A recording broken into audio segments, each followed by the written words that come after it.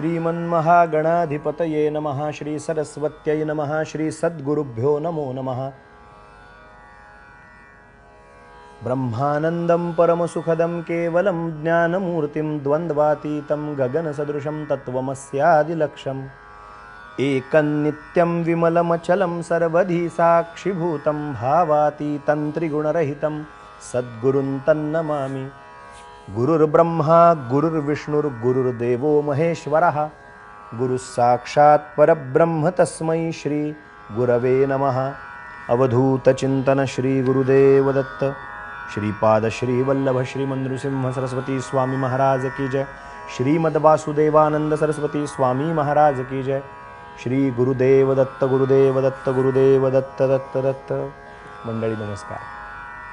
शिवचिदंबर महास्वामीजींचं चरित्र ऐकत असताना त्यांचा शिष्योत्तम भक्तोत्तम असलेले राजाराम महाराज यांची आणि शिवचिदंबरांची भेट किंवा यांच्यावरचा कृपानुग्रह कसा झाला, यांच्यावर कृपानुग्रह शिवचिदंबरांचा कसा झाला, हे रसाळ चरित्राचं अवगाहन करत असताना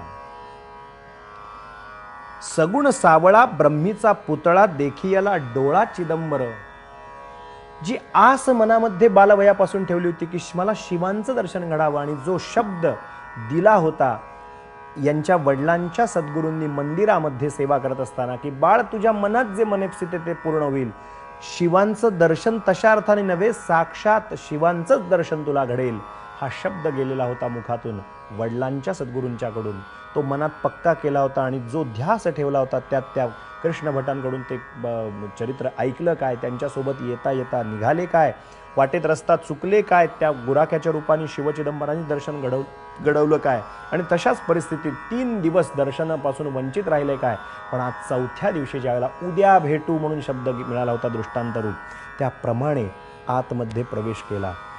क्षीरार्णव जैसा अंगीचा दुशाला मेळा भोवताला ब्राह्मणांचा सगुण सावळा ब्रह्मीचा पुतळा देखियला डोळा चिदंबर।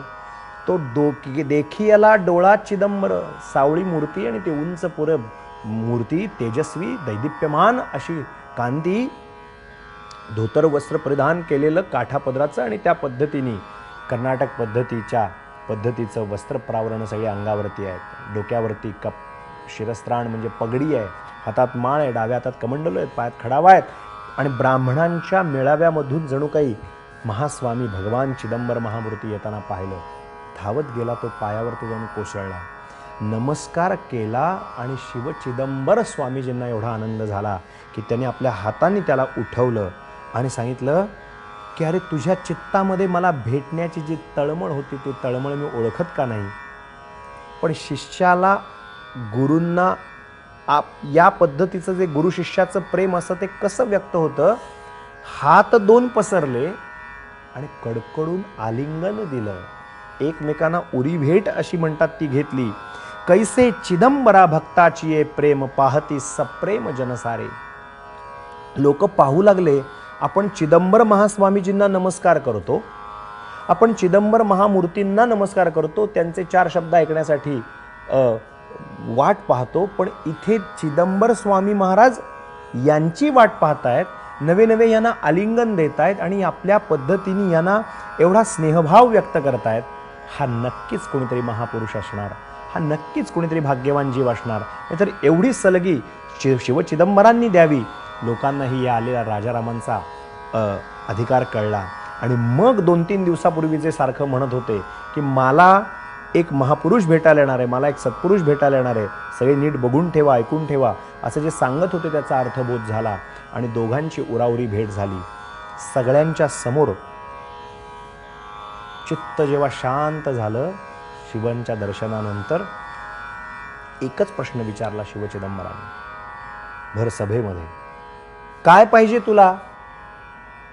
तू जे मागशील ना ते मी तुला द्यायला तयार आहे, तुझ्यावर प्रसन्न आहे, तू जे मागशील ते माग, मी तुला तू जे मागशील ते तुला द्यायला तयार आहे, बोल काय देऊ तुला, काय देऊ तुला? हे शब्द ऐकल्यानंतर वरम ब्रूही या वाक्या फक्त वाक्य संपायचा अवकाश की आमच्यासारखा जर असता तर म्हणालो असतो की हे द्या, ते द्या, अमुक द्या, तमुक द्या, व्यवहारातलं द्या. पण तो एवढ्या अधिकार पदाचा होता राजाराम. त्यानं काय सांगितलं बघा, आपलं आणि देवाचं नातं असंच असावं नेहमी बरं का. आपण काय करतो परमार्थ हा जगापुढे सांगू नये. काय पाहिजे रे तुला? हात जोडले आणि चिदंबर स्वामीजींना प्रार्थना करतायत, गुरुदेव शिव चिदंबर महास्वामीजी, आपल्या चरणाशी येता आलं आणि आपण एवढा कृपानुग्रह केलात की आपण आलिंगन दिलं, आपण मला वेगळेपणा दाखवलाच नाहीत, आपलं आपण स्वस्वरूप मला दिलं, मला माझ्या ठिकाणी कुठला अपपर भाव न ठेवता माझ्या मनातला मनोदय ओळखून इतक्या दिवसाची माझी तळमळ आपण पूर्ण केली. आता उरला प्रश्न, काय पाहिजे तुला? याचा उत्तर सोपं आणि साधा आणि सरळ आहे. मला जे काही मागायचं आहे ते मी एकांतात मागीन, एवढ्या लोकांच्या पुढे नाही मागणार. चिदंबर महास्वामीजींना आवडलं उत्तर. ते म्हणाले ठीक आहे, मग एकांतात बोलूया. ते म्हणाले माझ्या मनामध्ये परमार्थविषयीच्या ज्या काही चौकटी आहेत, परमार्थविषयीच्या ज्या काही संकल्पना आहेत त्या आहेत, परंतु त्या अजून स्पष्ट नाही झालेल्या. मला आपण कृपानुग्रह करावा सद्गुरू माऊली, आणि तुम्ही मला परमार्थविषयीचं ज्ञान सविस्तरपणे सांगावं, ते उलगडून सांगावं अशी माझी इच्छा आहे. म्हणून ते चर्चा आपण एकांतात करूया का म्हणून प्रार्थना केली. तथास्तु म्हणून शिव चिदंबर महास्वामीजींनी आशीर्वाद दिला. आणि या सगळ्याचा परिणाम काय झाला? हे दोन गुरु शिष्यांची ही जोडी एकांतवासाला गेली आणि या दोघांच्यात अद्वितीय अशी चर्चा झाली. या दोघांच्यात संवाद सुरू झाला आणि त्यांनी जीव कसा जन्माला येतो, मायेचं आवरण म्हणजे काय असतं, यमनियमादी प्राणायाम प्रत्याहारादी धारणा ध्यान समाधी कशा पद्धतीची असते, निग्रह कशा पद्धतीने केला जातो, प्राणायाम कसा केला जातो, कशा पद्धतीनं शिष्याने वागलं पाहिजे, कशा पद्धतीचा आहार असला पाहिजे, कशा पद्धतीचे विचार असले पाहिजेत, या सर्वांवरती चर्चा शिव चिदंबरांची आणि त्यांची झालेली अतिशय श्रवणीय असते. ते एकेका विषयावर बोलू तेवढा विषय विस्तारित होत जाईल. विस्तार भयासाठी इथेच थांबूया. एवढंच सांगितलं. इंद्रियार्थेषु वैराग्य मनहंकार एवच जन्म मृत्युजरा व्याधी दुःख दोषानुदर्शनम असक्तिरन भिष्वंगः पुत्रदार गृहादिषु नित्यंच समदिच्चित्तस्य मिष्टानिष्टोपपत्तिषु. तू फक्त काय कर, तुझी इंद्रिय सर्व माझ्या ठिकाणी अर्पण कर. पंच ज्ञानेंद्रिय, पंचकर्मेंद्रिय, मन, बुद्धी, चित्त, वृत्ती, अहंकार शिवस्वरूपी विलीन कर. आणि एकदा शिवस्वरूपी वृत्ती लीन झाली की तो चिदानंद रूप शिवोहम होतो.